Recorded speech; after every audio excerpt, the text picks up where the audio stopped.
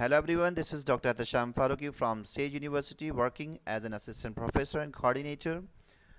और हम लोग बेसिक सी प्रोग्राम सीख रहे हैं जिसमें हम लोग एरर्स को डिस्कस कर रहे हैं। जो मैंने अभी पिछले लेक्चर में आप लोग को बताया, एरर्स के टाइप्स और एरर्स सी में क्या होती हैं।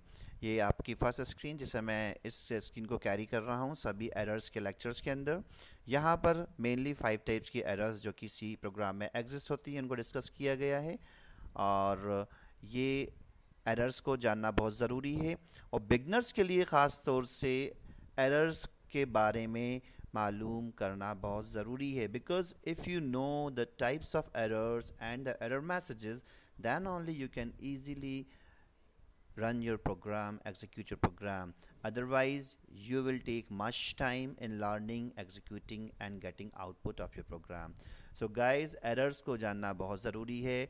जब तक आप errors आपके प्रोग्राम में से रिमूव नहीं कर पाते, आप लोग का प्रोग्राम रन नहीं हो सकता, राइट। लास्ट ऑनलाइन लेक्चर में हमने रन टाइम एरर पढ़ा था। इस लेक्चर में हम चेक करेंगे लिंकर एरर कि लिंकर एरर क्या होती है। Linker error are mainly generated when the executable file of the program is not created. यहाँ पर हमने आपको बताने की कोशिश की है कि ये लिंकर एरर जनरेट होती है जब आपकी एग्जीक्यूटेबल फाइल प्रोग्राम की नहीं क्रिएट हो पाती। मीन्स आप जब भी कोई प्रोग्राम लिखते हैं, जो आपका सोर्स कोड होता है, सोर्स कोड को जब कंपाइल करते हैं, रन करते हैं, उसके बाद असेंबल करते हैं असेंबलर से, देन उसके बाद ऑब्जेक्ट कोड बनता है। ऑब्जेक्ट कोड फिर लिंकर एक सॉफ्टवेयर होता है, लिंकर से कनेक्ट होता है। लिंकर उस ऑब्जेक्ट कोड को एग्जीक्यूटेबल फाइल में कन्वर्ट करता है। अगर लिंकर को प्रॉब्लम आ रही है आपके ऑब्जेक्ट कोड को एग्जीक्यूटेबल फाइल में कन्वर्ट करने में, तो ये एरर जनरेट करता है।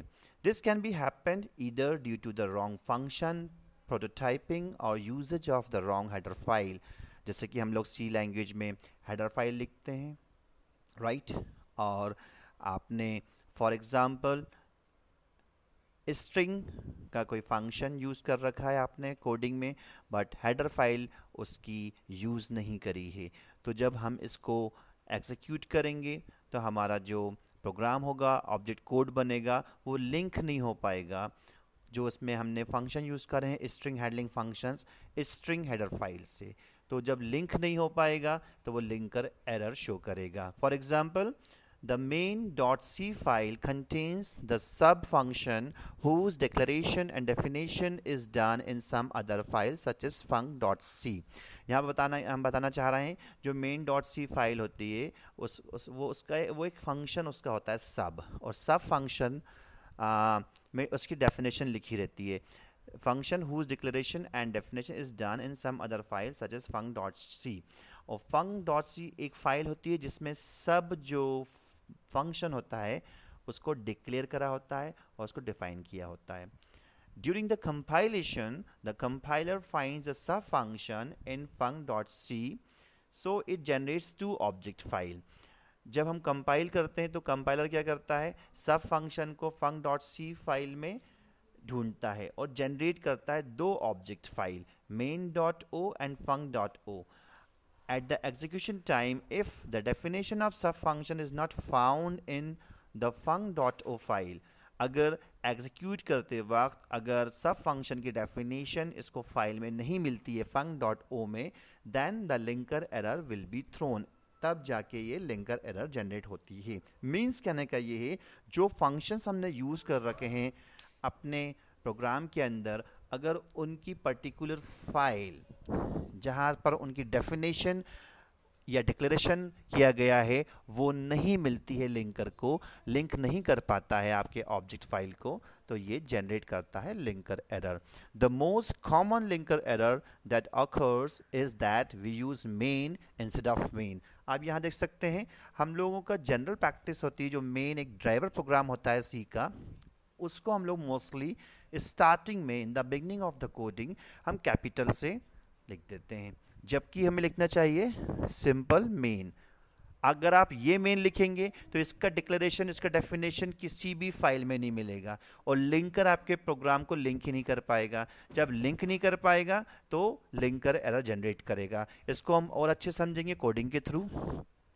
In computing, a linker or link editor is a computer system program that takes one or more object files generated by a compiler or an assembler and combines them into a single executable file, library file or another object file. यहाँ पर हम बताना चाह रहे हैं आपको, जो आपका सोर्स कोड होता है प्रोग्राम कोड, उसको हम कंपाइल करते हैं, असेंबलर असेंबल करता है, उसके बाद ऑब्जेक्ट कोड बनता है, राइट।